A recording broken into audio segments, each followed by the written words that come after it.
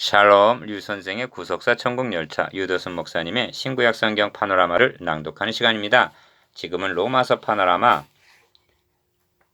126번째 시간, 하나님의 뜻을 분별하라. 구절은 12장 2절. 너희는 이 세대를 본받지 말고 오직 마음을 새롭게 함으로 변화를 받아 하나님의 선하시고 기뻐하시고 온전하신 뜻이 무엇인지 분별하도록 하라.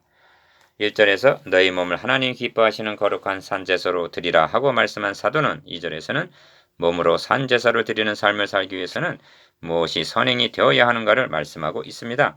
먼저 소극적으로는 이 세대를 본받지 말고 하십니다. 적극적으로는 오직 마음을 새롭게 함으로 변화를 받아, 그리고 궁극적으로는 하나님의 선하시고 기뻐하시고 온전하신 뜻이 무엇인지 분별하도록 하라 하고 말씀합니다.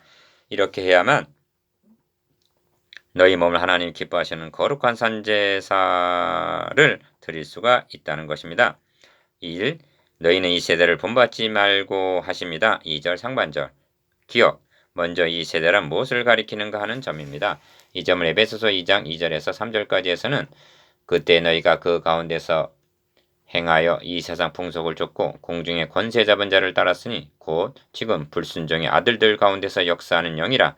전에는 우리도 다 그 가운데서 우리의 육체의 욕심을 따라 지내며 육체와 마음에 원하는 것을 하여 다른 이들과 같이 본질상 진노의 자녀이었더니 합니다. 이것이 이 세대의 영적인 상태입니다. 먼저 부정적으로 본받지 말고 합니다. 이 세대의 생활 방식대로 살아가지 말라는 것입니다. 기억. 그런 후에 적극적으로 오직 마음을 새롭게 함으로 변화를 받아 합니다. 2절 중반절. 사도는 에베소 교회에 보낸 편지에서도 소극적으로는 너희는 유혹의 욕심을 따라 썩어져가는 구습을 쫓는 옛사람을 벗어버리고 적극적으로는 오직 심령으로 새롭게 되어 하나님을 따라 의와 진리의 거룩함으로 지으심을 받은 새 사람을 입으라 하고 말씀합니다. 에베소서 4장 22절에서 24절. 니은 1절에서는 너희 몸을 드리라 말씀했는데 2절에서는 오직 마음을 새롭게 함으로 하고 마음을 말씀합니다. 몸을 산제사로 드리기 위해서는 새롭게 된 마음이 따라야만 하는 것입니다. 디귿. 이런 권면은 바울 사도만 그런 것은 아닙니다. 베드로 사도도 너희가 음란과 정욕과 술창과 방탕과 연락과 무법한 우상숭배를 하여 이방인의 뜻을 좇아 행한 것이 지나간 때가 족하도다. 그 후로는 다시 사람의 정욕을 좇지 않고 오직 하나님의 뜻을 좇아 육체의 남을 때를 살게 하려 함이라 하고 말씀합니다. 베드로전서 4장 2절에서 3절. 지나간 때란 이 세대를 본받아 살아가던 때를 가리키고 남은 때란 거듭난 이후의 삶을 의미합니다. 여러분에게는 남은 때가 얼마나 남은 것으로 여겨지십니까? 3. 지금 바울 사도도 그러므로 형제들아 하고 1절 상반절 이전의 삶과 이후의 삶이 어떻게 변화되어야 마땅한 것을 말씀하고 있는 것입니다. 기억. 다시 말씀드리면 로마서 1장에서 11장까지 말씀을 받기 이전의 어린 그리스도인 때와 이제 복음 진리 위에 견고하게 서 있는 성숙한 그리스도인이 된 이유는 어떻게 달라져야만 하는가를 말씀하고 있다 하겠습니다. 그러므로 이 점을 좀 더 살펴보고자 합니다. 첫째로 너희는 이 세대를 본받지 말고 합니다. 이전에는 이 세대를 본받으며 살았었다는 말입니다. 또한 이 세대를 본받지 말라는 표현 속에는 이 세대란 성도들의 마음을 호리는 유혹의 요소가 많이 있다는 뜻이 함의되어 있습니다. 그래서 거기에 휩쓸리고 물들기가 쉽다는 것입니다.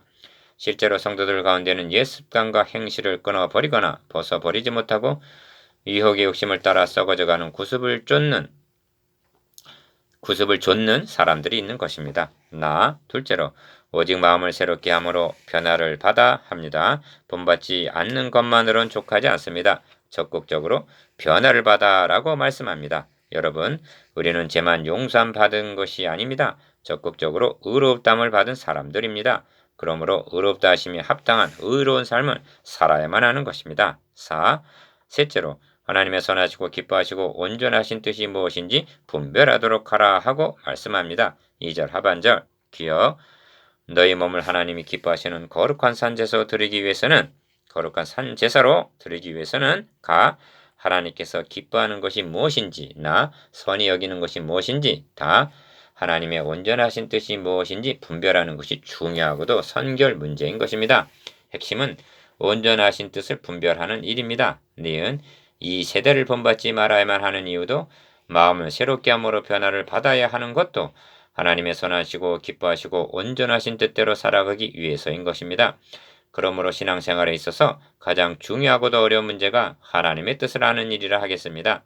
디귿. 그러므로 어리석은 자가 되지 말고 오직 주의 뜻이 무엇인지 이해하라. 에베소서 5장 17절. 너희를 위하여 기도하기를 그치지 아니하고 구하노니 너희로 하여금 모든 신령한 지혜와 총명에 하나님의 뜻을 아는 것으로 채우게 하시고 하는 것입니다. 골로새서 1장 9절. 그렇다면 어떻게 하면 하나님의 선하시고 기뻐하시고 온전하신 뜻을 분별할 수가 있을까요? 5. 이에 대해 히브리서 5장 14절은 우리를 인도해주는 등불이 됩니다. 단단한 식물은 장성한 자의 것이니 저희는 지각을 사용하므로 연단을 받아 선악을 분별하느니라 하고 말씀합니다. 기억, 먼저는 지각을 통한 분별입니다. 자기 기분이나 감정의 지배를 받아서는 아니 됩니다. 성경은 무엇이라 말씀하고 있는가? 지금까지 보고 듣고 배운 말씀을 묵상함으로 지각을 사용하게 될 때 그렇게 하는 것은 하나님이 기뻐하는 것이 아니다. 이렇게 하는 것이 하나님이 선히 여기시는 것이다 하고 분별하게 된다는 말씀입니다. 니은 다음은 연단을 받아서 분별하게 된다는 것입니다. 연단이란 경험을 통해서 얻어지는 지적인 성숙을 의미합니다. 이렇게 했더니 그것은 하나님이 선히 여기시는 것이 아니었다는 경험이 있다면 다시는 되풀이해서는 아니 되는 것입니다. 그때 이렇게 했더니 그 결과가 선한 것이었다면 그것은 하나님이 기뻐하시는 것이었다는 증거입니다. 이처럼 우리는 실수와 넘어짐을 통해 연단을 받아 점점 하나님의 온전하신 뜻이 무엇인지 배워 나가게 되는 것입니다. 디귿. 다음은 기도를 통해서입니다. 기도는 때를 따라 돕는 은혜를 얻기 위하여 은혜의 보좌 앞에 나아가는 일입니다. 히브리서 4장 16절. 하나님은 거기서 내가 너와 만나고 너에게 명할 모든 일을 너에게 이르리라 하고 약속하셨습니다. 출애굽기 25장 22절. 성도들의 마음에는 하나님의 말씀이 기록이 되어 있습니다. 히브리서 8장 10절. 하나님은 이 기록된 말씀을 통해서 말씀하십니다. 그렇게 하노라면 여러분도 다윗처럼 하나님이여 내 마음이 확정되었고 내 마음이 확정되었사오니 내가 노래하고 내가 찬송하리이다 하고 시편 57편 7절 하나님의 뜻에 대한 확정이 있게 될 것입니다. 6. 하나님의 선하시고 기뻐하시고 온전하신 뜻이 무엇인지 분별하라는 것을 한마디로 표현한 것이 주께 기쁘시게 할 것이 무엇인지 시험하여 보라는 말씀입니다. 에베소서 5장 10절. 기억. 이렇게 하는 것이 주님을 기쁘시게 하는 것인가? 저렇게 하는 것이 기쁘시게 하는 것인가? 하고 성경에 비춰 생각해보고 기도로 구하고 확신하는 바를 행하라는 것입니다. 그리고 시험해 보라는 것은 그런 연후에 나의 행한 일이 주님을 기쁘시게 했는지 여부를 점검해 보라는 의미가 있습니다. 니은 이 일의 결과나 열매 등을 통해서 그것을 확인할 수 있게 되는 것입니다. 주님을 기쁘시게 해드렸다면 기쁘시게 하는 자라는 증거를 받은 것이요. 히브리서 11.5절. 만일 기쁘시게 해드린 것이 아니었다면 우리는 또 한 번의 연단을 받은 것이 됩니다. 히브리서 5장 14절. 디귿. 그러므로 분별하도록 하라는 말씀은 분별하기만 하라는 뜻이 아닙니다.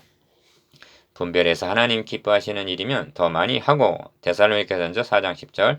기뻐하심이 아님을 알았다면 다시는 반복하지 말라는 말씀입니다. 7. 에덴 동산에 있었던 선악을 알게 하는 나무란 무엇입니까? 하나님의 말씀대로 행하면 선이요 그 말씀을 거역하는 것이 악이다를 알게 하는 나무였던 것입니다. 기억. 인류의 시조는 선악을 분별하는 데 실패했던 것입니다. 그런 의미에서 이제도 때마다 일마다 우리 앞에는 선악을 알게 하는 나무가 놓여 있는 셈입니다. 그리고 한쪽에서는 이 세대가 유혹을 하고 있고 다른 편에서는 오직 마음을 새롭게 함으로 변화를 받아 하고 우리를 격려해주고 있는 것입니다.